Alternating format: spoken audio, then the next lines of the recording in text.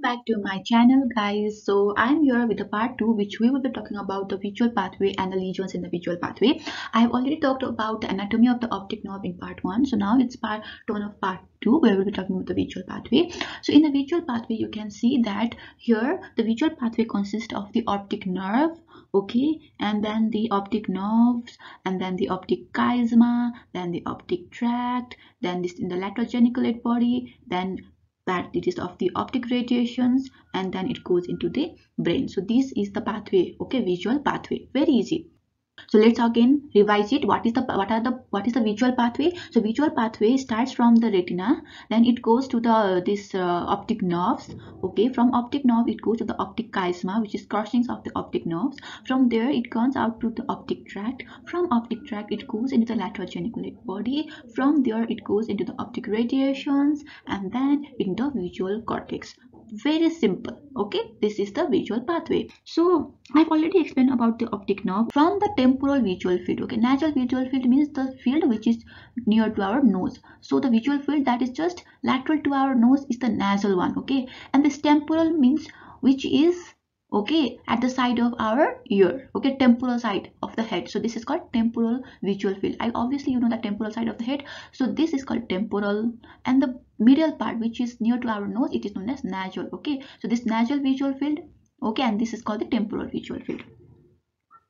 And so from the temporal visual field, okay, the impulses goes to the nasal part of the retina.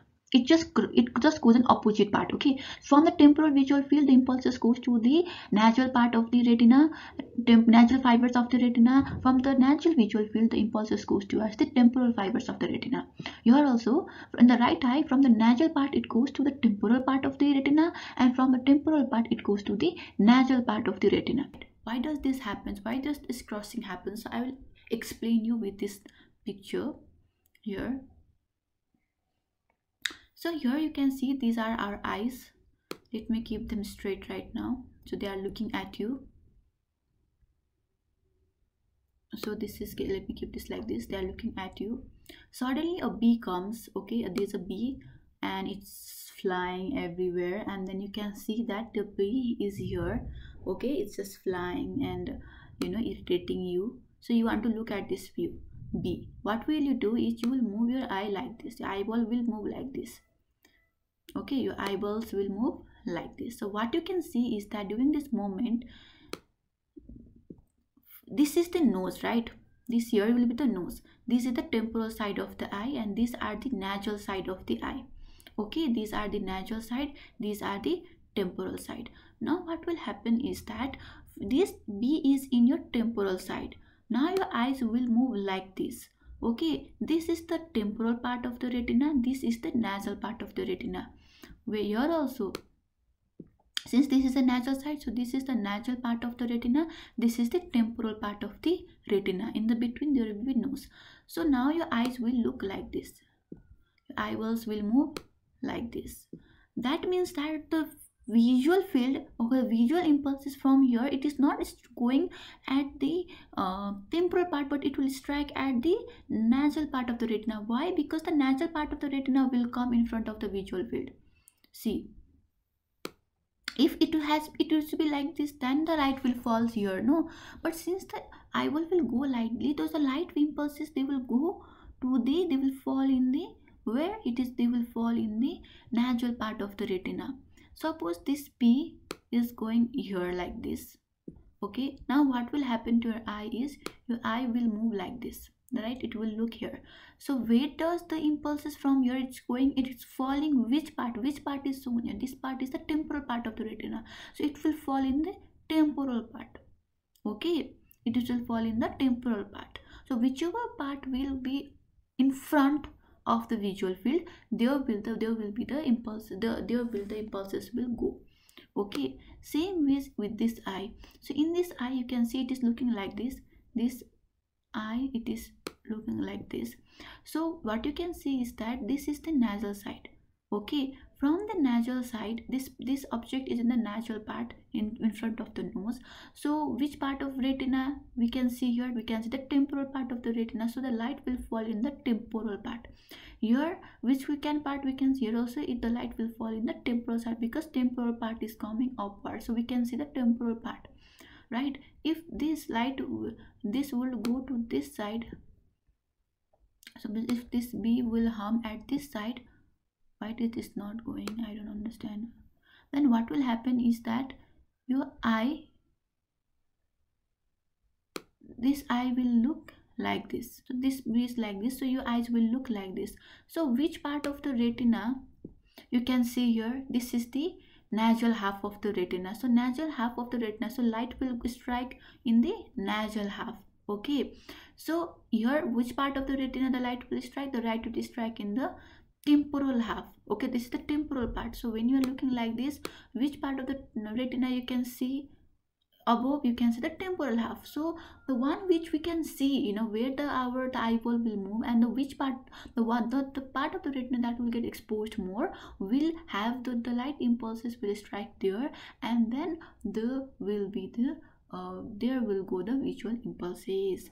Okay, so visual impulses will go in those part where it goes like this. No, visual impulses, they go in a straight line, so whichever part will be coming there, okay, that will, in that part it will strike. So I don't know if I was able to make you understand or not, but I hope you are able to understand.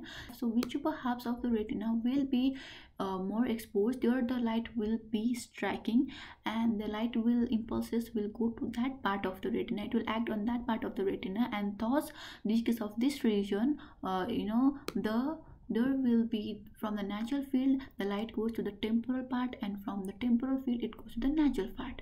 Okay, after that what happens is that, since after this impulses, when they cross at this retina, so you can see the natural half in the temporal and temporal in the retina. After that they comes as optic nerve. Okay, these fibers from the retina, they comes as the optic nerve, and at a one point they will cross each other. But the temporal fibers, they are not crossed. Okay, the temporal fibers, they will not cross, they will go in their own path. Here also you can see the temporal path fibers, they haven't crossed each other, but the nasal fibers, they will cross each other, which is known as the optic chiasma. So the natural fibers, they will cross each other, but not the temporal fibers. Okay, temporal fibers will not cross, but the natural fibers will cross each other, and where the decussate, where they cross each other, is known as the optic chiasma. After that, these nerve fibers forms the optic tract. Okay, now this will be left optic tract, and this will be right optic tract.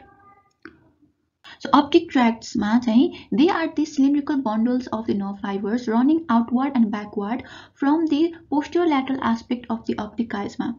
Each optic tract, it consists of the fibers from the temporal half of the retina of the same side, okay, and the natural half of the retina of the opposite eye.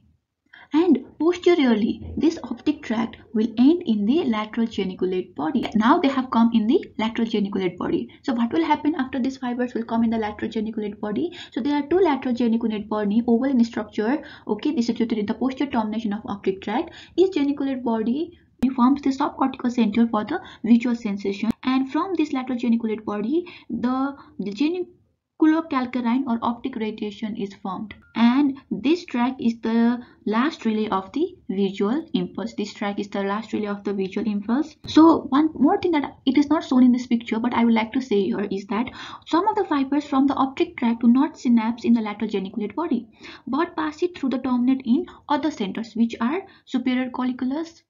Let me write here, which are superior colliculus. Okay, so superior colliculus, it is concerned with the reflex of the movements of eyeballs and head in response to the optic stimulus. The next is pretectal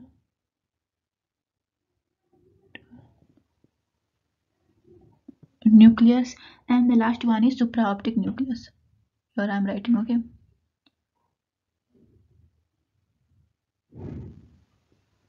So what happens here is that not all the fibers, they will synapse in the lateral geniculate body. Some of the fibers, they will go in the other centers also, which are superior colliculus, pretectal nucleus, and the supraoptic nucleus. What does these fibers do when they reach here is, in the superior colliculus, these are concerned with the reflex movements of the eyeball and head in response to the optic stimulus. So okay, so the fibers which will go to the higher center through this pathway, they are responsible for the visual pathway, but the fibers which will go from to the superior colliculus, they are concerned with the movements of the eye and the head in response to optic stimulus. In the pretectal nucleus, they are concerned with the light reflexes. Okay, when they go to the pretectal nucleus, they are concerned with the light reflexes. Whereas when they go to the supraoptic nucleus of the hypothalamus, it is concerned with the retinal control of pituitary in animals, but in human it doesn't play any such role. After that, these optic radiations which arise from the lateral geniculate body, they end in the visual cortex. So primary cortical center for vision is known as visual cortex, which is located in the middle part of the occipital lobe, and this is all about the visual pathway. Let us revise once again whatever we have studied about it. So the first thing that we studied was that the fibers from the temporal visual field, they fall in the nasal part of the retina, and from the nasal visual field the impulses falls on the temporal part of the retina. So just opposite. After that, these temporal fibers and nasal fibers, this arises as the optic nerve, and at one point they cross each other. Which fibers? Nasal fibers, they cross each other, which is known as optic chiasma. The temporal fibers, they never cross each other. They never ever cross each other. After that, after optic chiasma, the fibers they come as the optic tract. And what does optic tract consist of? Temporal fibers of the same side and nasal fibers of the opposite sides. This optic tract now goes towards the lateral geniculate bodies. After they have reached the lateral geniculate body, from there they go as the optic radiations and to the visual cortex. So not all the fibers, they synapse at lateral geniculate body. Few of them, they go at superior colliculus, pretectal nucleus, and supraoptic nucleus, and has their own functions. This is a very simple visual pathway. There's nothing big about it. This is a clear concept about it. After that, we will see what happens if there is lesions in this visual pathway. What will happen if there is a lesion here? What will happen if there is a lesion here? You can see 1, 2, 3, the numbers are given, right? So we will look after that. Lesions will be discussed in part 3.